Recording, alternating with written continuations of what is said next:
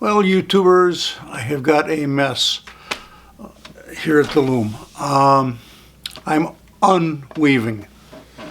I've already unwoven probably about 15 or 20 rows, and I've got about 7 or 8 more to go. I had an issue that happened, and I didn't see it because it was only visible on the underside of my weaving.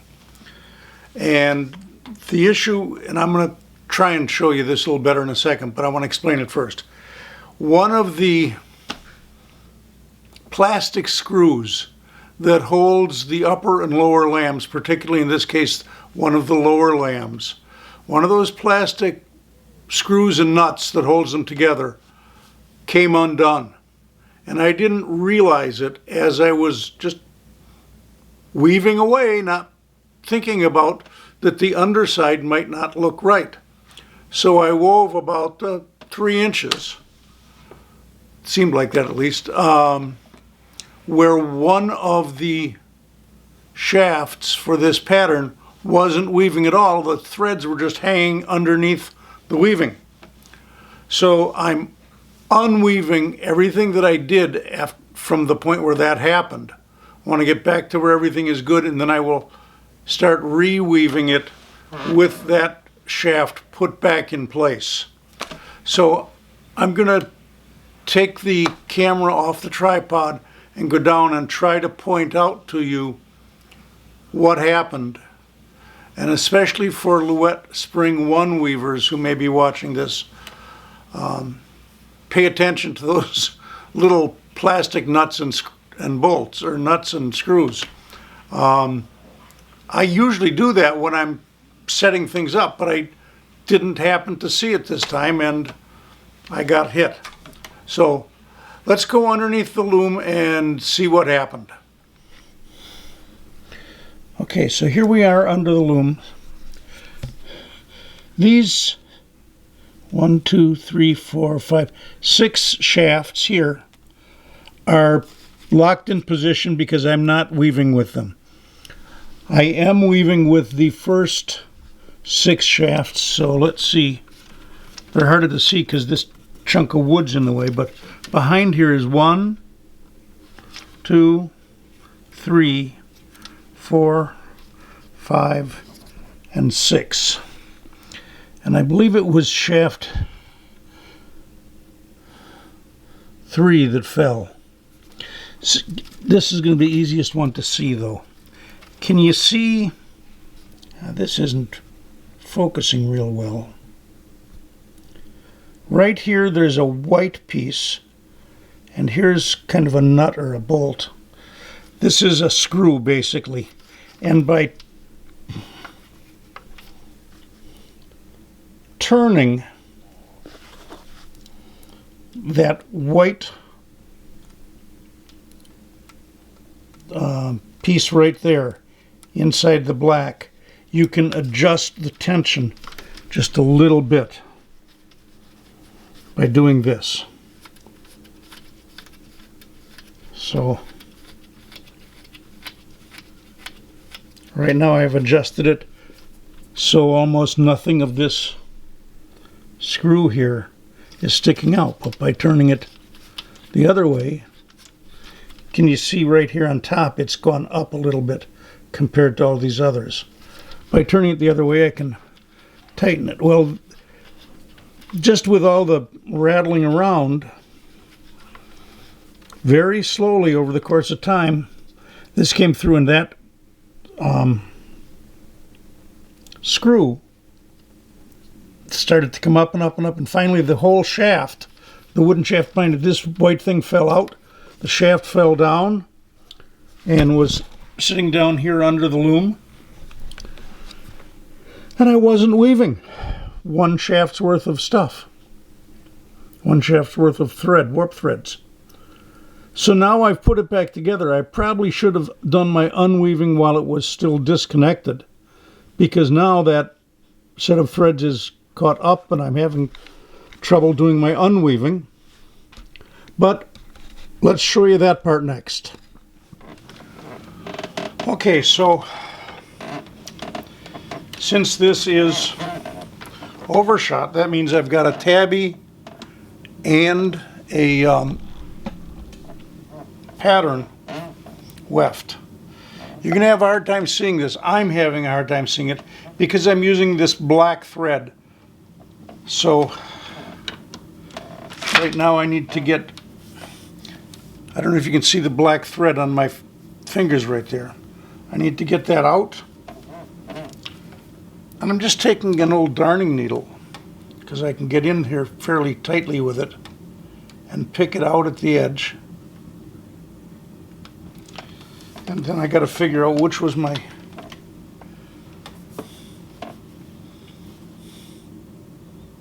tabby weft.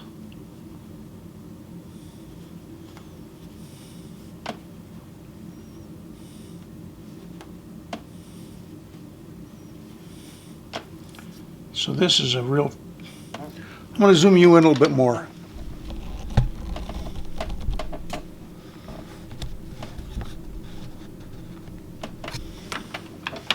Right there.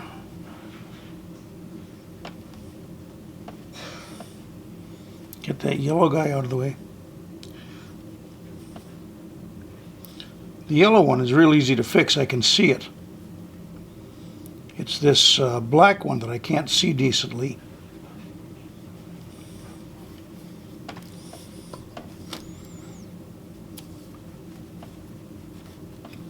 But I can cut. So now I know which one that is. I can lift up. You won't see this now because I've aimed you in too closely. I'm going to go over to this side and pull that black thread out and just cut it off. Drop it on the floor next to the loom. I'll put them all into the wastebasket later.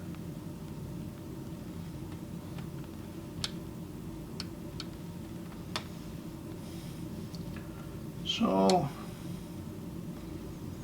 now I've got that black thread. So now I'm going to figure out which weft thread was this. This one. So I'm just going to pull this guy out. Believe me, I'm not happy with this. Grab a scissors, cut him off. Toss it down there.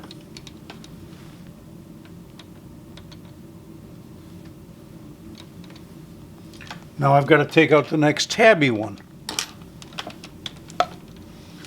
That'd be this one.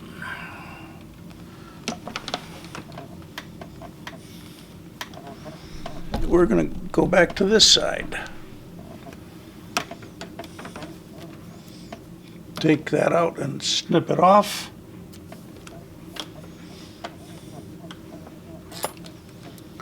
And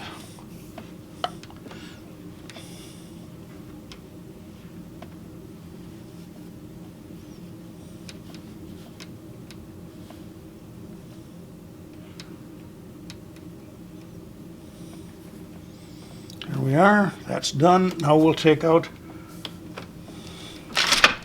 another pattern. I figure out which one it is. This is it. Go over here like this and take him out. You get the idea. This is really putsy. I made my own mess though, so I'll have to clean it up, right? So I've got about 5 or 6 more rows to do. I'm going to see if I can loosen this up and show you the underside by pulling it forward and loosening it.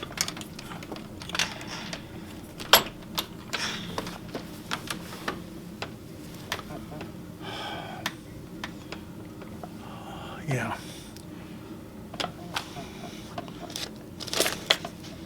If I were to take a piece of paper and stuff it under there, can you see those threads right there? There's only 3 of them. Anyways, so from here to here, here to here, I've got these black warp threads that are not included in the weaving because they were underneath. And I'm basically taking the entire warp, and I'm going to cut it back to where they were included, and then I will start weaving again. And of course it had to be on the underside. I would have spotted it if it had been on top. But being under there as it was, I didn't see it, and I just merrily wove along, thinking everything was just fine. And it wasn't. So I'm paying the price for that now. Like I say, warning to all wet spring weavers, be sure that these little end pieces for your lambs are properly screwed in at all times so that this doesn't happen to you. Well, I have rewoven that part which I had screwed up. And right now I've got the clipboard sitting at where the mess up began.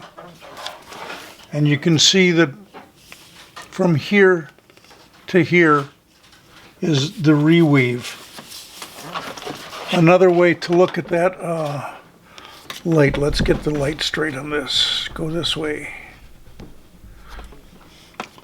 This is my Treadling chart, and that's everything where I've got a horizontal mark here instead of the vertical one is what I had to do the second time.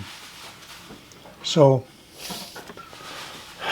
yeah, kind of a pain in the seat of the pants, but seems to be fixed now, seems to be working again correctly, and I will proceed with weaving again. So let's advance the warp a little bit and get my Treadling chart back in place again so I can use it.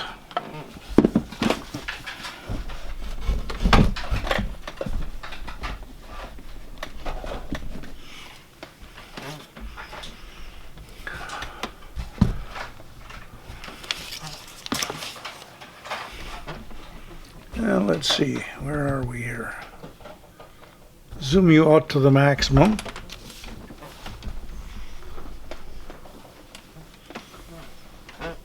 So what's going to be next? Next the numbers I'm going to say are only the pattern. The tabby is always going to be 910, 910, 910. So now we'll do a 5, 6.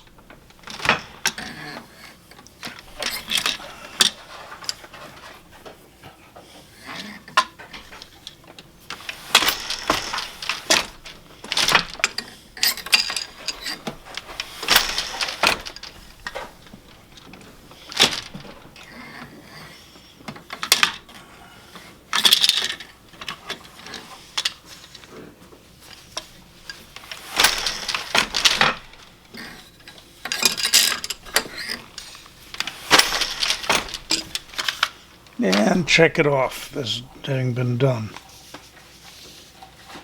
Now a 6, 6.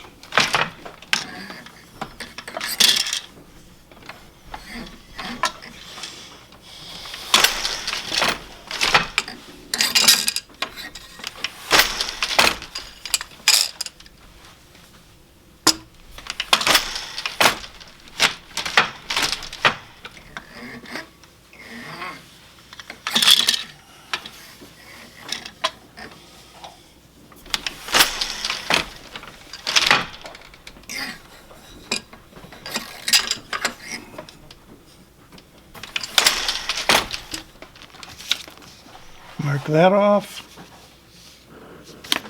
Now a 7, 7.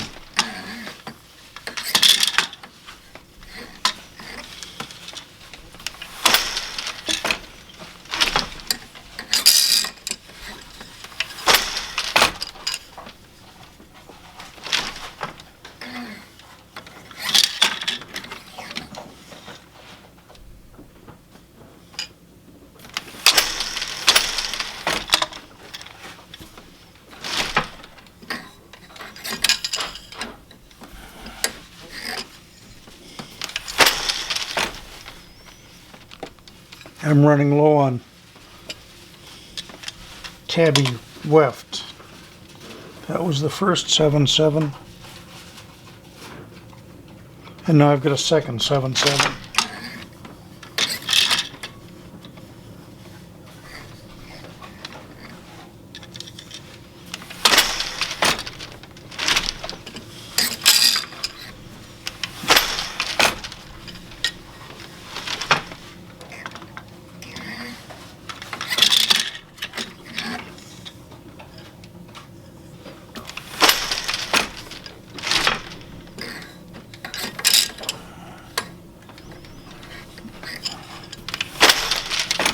And I think I need to go wind on another bobbin of black.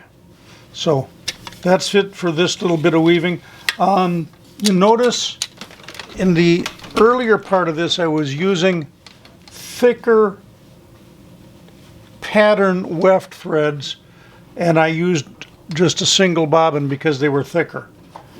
Because I have now switched to using the exact same size weft, pattern weft, as the Tabby weft and the warp, I went to my double shuttle so I can get effectively 2 pattern wefts that equal a thicker single pattern weft. The other advantage to that is I'm using slightly different colors. This is more of a gold and this is a kind of a yellow. And I think that slight variation in that throughout the pattern, it leaves kind of a neat looking effect. So anyways, more in a little bit because I need to go get some more black Tabby weft. Well, YouTubers, I've just about finished this long overshot project. I've got 5 full pieces done, and I'm guessing I've got maybe enough warp left to do another foot or so. It's not going to be a full piece because they're a little over 3 feet long. So I've also decided, since I'm finishing this off, it's not going to be a full piece, I'm going to switch out the colors. I have been up to now using a black Tabby weft and a bright color of one sort or another for my pattern weft. Now I've switched to a white Tabby weft, and I'm using the black as my pattern weft. It's giving me basically a very gray and black towel. But I think it's an interesting contrast, and it's just kind of experimenting with the colors for this last little bit. So I'm going to move the camera down and let you see me weave a little bit on this part. And like I say, I've got maybe a foot or so that I can go with this, so it's going to be just a short piece. Okay, so now we're going to do a 7/7.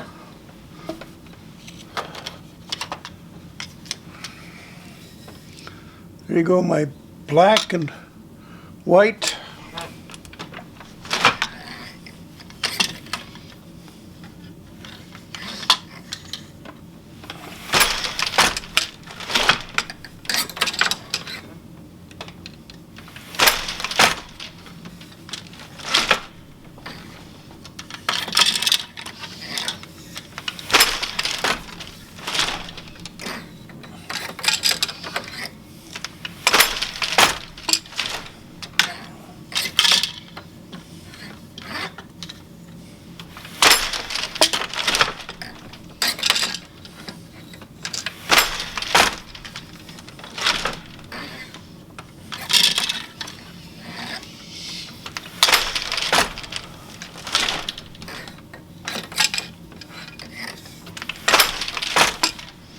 And I'll mark it off on the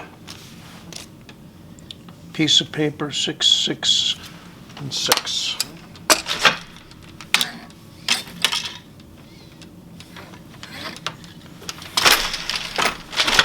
As usual, nope, that was the wrong one. I had my foot on the wrong treadle, so we'll unweave that one. move my foot over one treadle.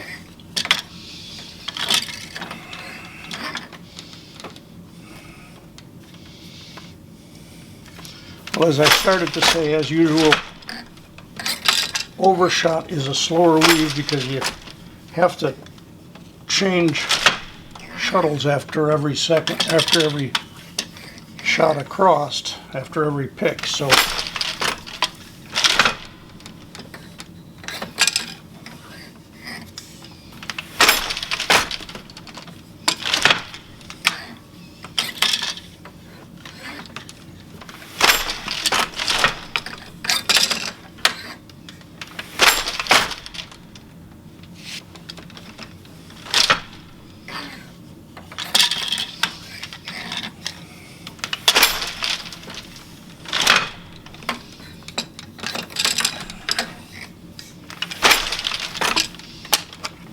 mark that off.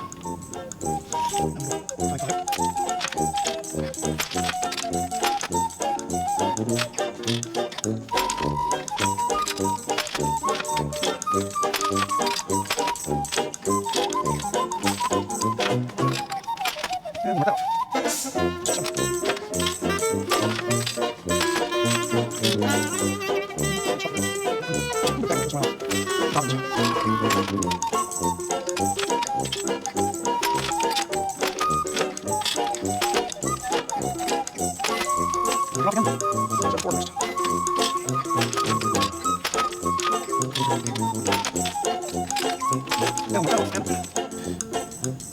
Now it's time to advance the warp, and I think I'm going to turn the camera off because there's other stuff I want to get into this video yet.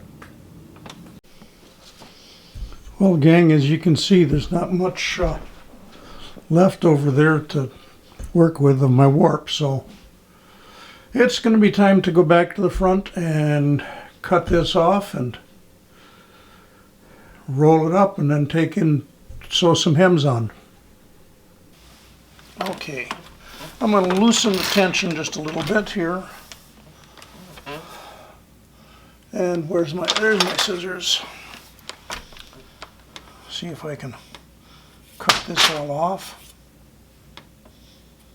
That sound was the S-hook on the back falling that I used to weight my floating selvage.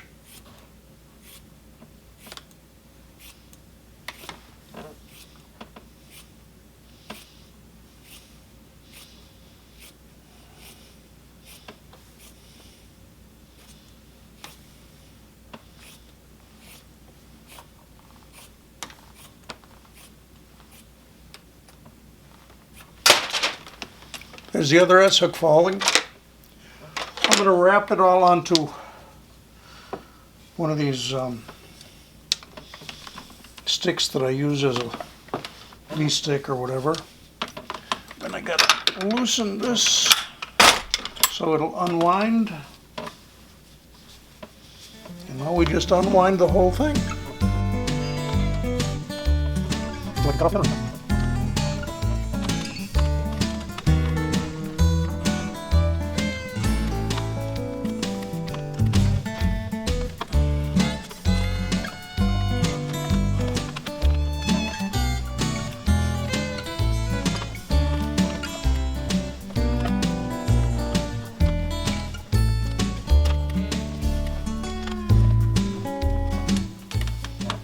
Lock this down again.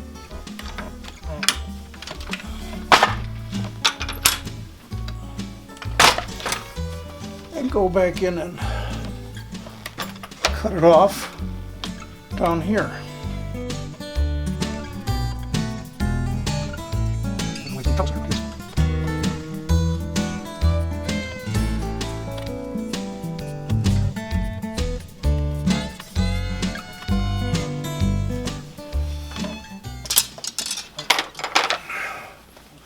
And there we are, 5 full-size pieces and one about a third-size piece. Well, folks, I have cut this off the loom as you saw me do. I've gone in and sewn a hem on each end, but I haven't cut the individual towels out yet. What I want to do is just enough of a hem to protect it from unraveling. And I'll show you what we've got here. As I unroll it, you can see it's not cut apart yet. There's where the end of one towel and the next one begins. And what I'm going to do is just take this whole monstrosity down in the basement to the wash machine and just to put it on a delicate cycle and just run it through to kind of wet finish it and even it up a little bit. We should get done with this eventually. I think it's pretty long.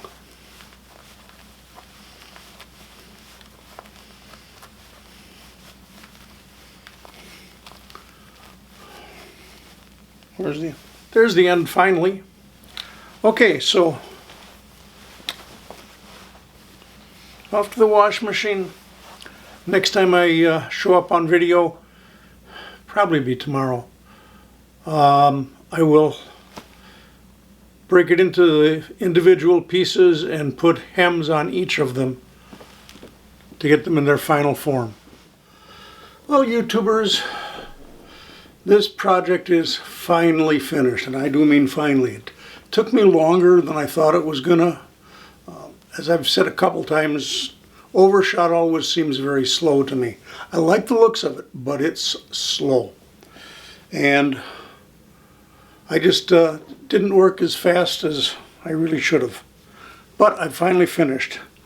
I'm gonna throw in, at some point, maybe probably right about at this point, I'll cut the video part short and put in some still photos of the towels or whatever you want to call these pieces that got off on this project. But I do want to just hold them up and show them to you here, but they're pretty big. I have to stand back a little bit.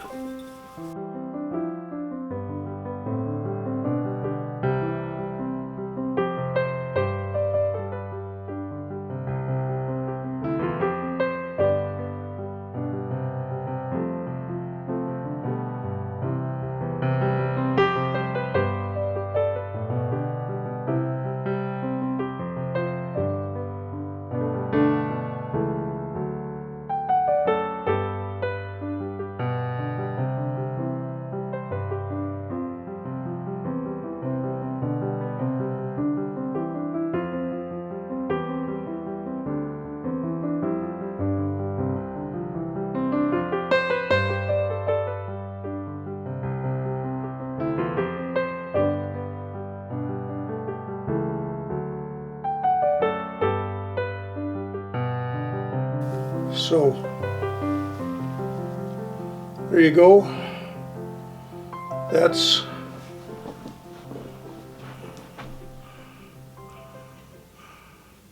is using variegated colored yarn on a black background. And of course, if you look at it, the direction the warp went, I had a white stripe down the middle of the warp, so there you can see that the yellow doesn't show up quite as well on white, but I still think it's a pretty neat looking pattern. So there's one of the towels. This was the first one I did, so we'll give it a quick fold and throw it onto the love seat, and I'll grab the next one. This one too, they're all about the same size, so I'm not going to fully unfold them. This one too is a variegated yarn. It's a white and blue variegated. So let's see if I can hold it out like this.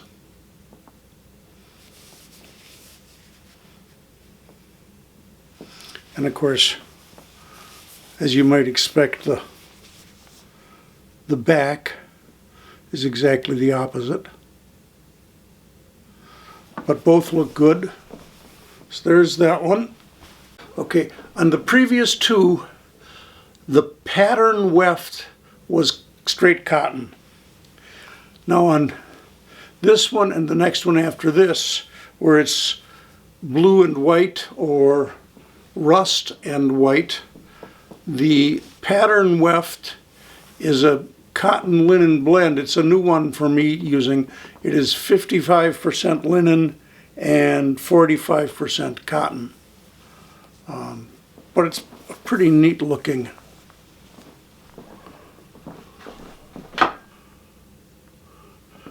So I chose a part of the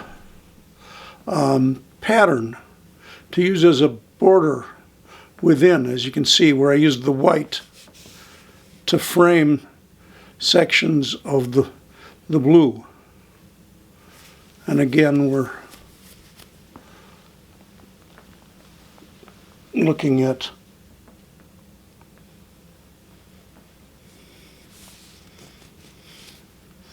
big chunks of that. There's another one done. I did sew labels on these. So there you go, there's my label. And again, you can see the rust shows up really nicely on the black. Not quite as much on the white, but it is there. You can almost see it better when I back away. There's that one. Then in this one, the pattern weft is the 2 threads of 8-2 Cottolin in various tones of yellow. One of them is a little orangish, the other one is a fairly bright yellow. But you can see how that looks. And again, there's an end. You can see it shows up against the white.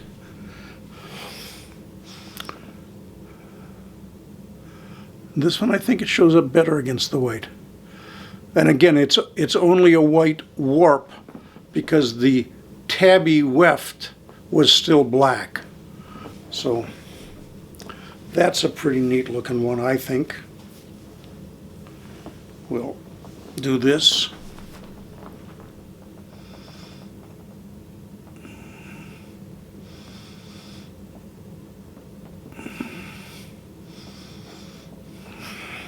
I put on a 7-yard warp. Probably had about 6 inches of loom waste at the beginning and maybe 10 to 12 inches of loom waste at the very end. And the last piece is only this long, and the warp direction is going this way. So the weft, of course, is going across like that. This is all I could get out of the last little bit. And for this one, I chose, this is not going to be given away or anything, it's going to be used at home. What I did was I chose to take the white 8-2 Cottolin and use that as the Tabby weft. And I chose to take the black 8-2 Cottolin and make that the pattern weft. So in this area, you basically get the black on the white Tabby weft to give you a black on gray. But what really shows up is where you had the white warp and the white Tabby weft with the black pattern. And I think that looks pretty neat. I almost wish I'd done a bigger piece like that. It's pretty subtle here, but boy, in that area, that just really reaches out and grabs you. And on the back, it looks kind of like X's and O's. I'm real happy with the looks of that piece. So that's the whole project. All the usual YouTuber stuff, like, subscribe, thumbs up, all of those things.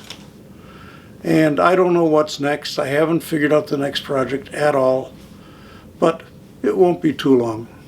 So until the next time around on YouTube, bye-bye.